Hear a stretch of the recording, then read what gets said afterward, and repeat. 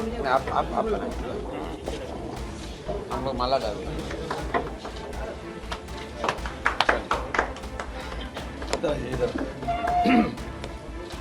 दो माला। चलिए सीएम खुद ही से बन गया।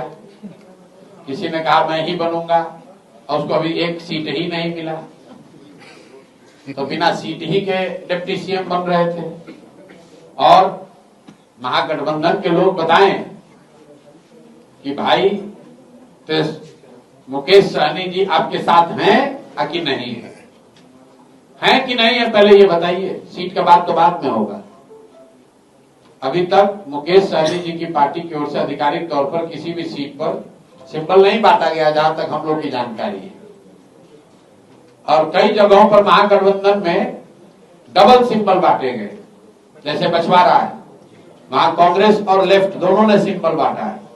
तो वहां उनको क्लियर करना चाहिए कि क्या फ्रेंडली फाइट होगा कई सीट पे, या गठबंधन टूट गया है खाली नाम के लिए, पब्लिक को बेवकूफ, जहां हो गया वहां बन गया, जहां नहीं बना वहां नहीं बना। मुझे ऐसा लगता है कि ये सत्ता की लड़ाई है। हर आदमी चाहता है कि ज्यादा से ज्यादा सीट लड़े, अपना आगे बढ़ा ले। यही लोग बता रहे थे, अपना यात्रा निकाले थे कि हम लोग का बहुत याराना है आपस में। अब याराना कितना है वो दिख रहा है, और महागठबंधन में ही नहीं दूसरे और भी देख रहे हैं। और ये ज्यादा बेचैनी इसलिए है कि कौन कितना सीट बेचेगा। पहली बार बिहार में दोनों गठबंधनों में खुलेआम सीट का ऑक्शन किया जा रहा है। अभी नाम आने दीजिए, तो 2 दिन में हम लोग भी प्रेस करके बताएंगे कि कितने बड़े बड़े बालू माफिया, शराब माफिया, जिसका उस क्षेत्र से कोई लेना देना नहीं है, जहां से उसको टिकट मिला है, कहीं के आदमी को उठाकर कहीं पर टिकट दे रहे हैं। जो करोड़ों रुपया दे दे वही वहां का उम्मीदवार है। तो बिहार की जनता देख रही है। तेजस्वी यादव, उनके पूरे परिवार, उनके माताजी, पिताजी 18 साल की सत्ता उनके सामने यहाँ दल बनाए हैं, और उनको तीसरे नंबर पर ढकेल देंगे। उनको कुछ नहीं कर पाएंगे तेजस्वी यादव। तेजस्वी यादव हम डरने वाले हैं, तेजस्वी यादव हमको डरा देंगे। चुनाव नहीं लड़ने का जो निर्णय है वो सिर्फ इस बात पर लिया गया है कि समय की जो सीमा है उसमें एक व्यक्ति कितना कुछ कर सकता है। अगर मैं चुनाव लड़ने जाऊंगा, मेरा 4 दिन 3 दिन तो लगेगा। उन 4 दिन में 40 जनसुराज के जो विधायक चुनाव लड़ रहे हैं, विधायकी का चुनाव लड़ रहे हैं जो लोग, वहां जाकर प्रचार कर सकते हैं। हम कोई तेजस्वी यादव की तरह, हमारे पिताजी का दल तो है नहीं जो लूट के रुपया रखे हैं। तो भैया संसाधन भी हमें जुटाना है, दल भी तिनका तिनका एक करके बनाया है, लोगों को भी इकट्ठा करना है, प्रचार भी करना है। तो एक आदमी 24 घंटे में कितना काम कर सकता है? जो मैक्सिमम कर सकता है वो कर रहे हैं। उसमें ऐसा हमारे साथियों को लगा कि अगर हम चुनाव लड़ने जाएंगे तो 3-4 दिन और उससे डिस्ट्रैक्ट होगा। इसीलिए निर्णय लिया गया कि दल के हित में मैं चुनाव ना लड़ूं। और डरने और डराने की जो बात है, तो बिहार की जनता को 2 बात तो बिल्कुल सबको मालूम है।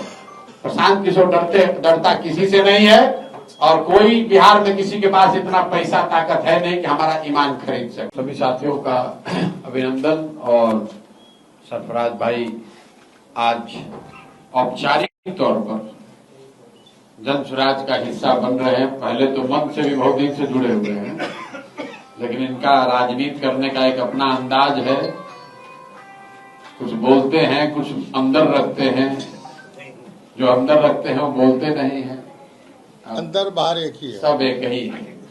तो कई महीनों से हम लोग के साथ हैं, और हमारे साथियों की, राष्ट्रीय अध्यक्ष जी की, और सीमांचल में जो साथी हैं, सबकी ऐसी इच्छा रही है कि सरफराज भाई जनसुराज के साथ जुड़े, और इनके साथ, इनके मार्गदर्शन में, इनके नेतृत्व में जनसुराज सीमांचल में, सिर्फ अररिया जोकीहाट में नहीं, सीमांचल में एक लंबी लकीर खींचे, और जहां डर की राजनीति को हटाकर विकास की, बेहतरी की राजनीति की शुरुआत हो।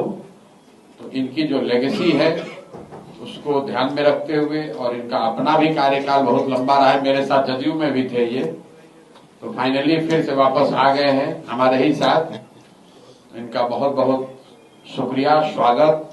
और आने वाले समय में मेरा विश्वास है कि आप, हम जनसुराज के साथी और खासकर सीमांचल में जुड़े हुए वर्ग के लोग, सभी वर्गों के लोग सरफराज भाई को जनसुराज के एक प्रमुख नेता के तौर पर, हम लोग के सीमांचल में अगुवा के तौर पर लोग देखेंगे और इनके नेतृत्व में वहां पर जनसुराज मजबूत होगा, वहां के समाज के सभी वर्गों का विश्वास हासिल करने में एक महत्वपूर्ण भूमिका अदा करेगा। इसलिए इन सब का मैं बहुत बहुत धन्यवाद करता हूं। आप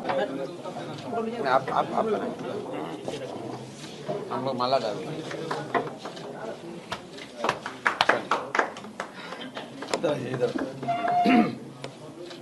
दो माला।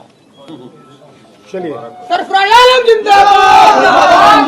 सरफराज आलम जिंदाबाद।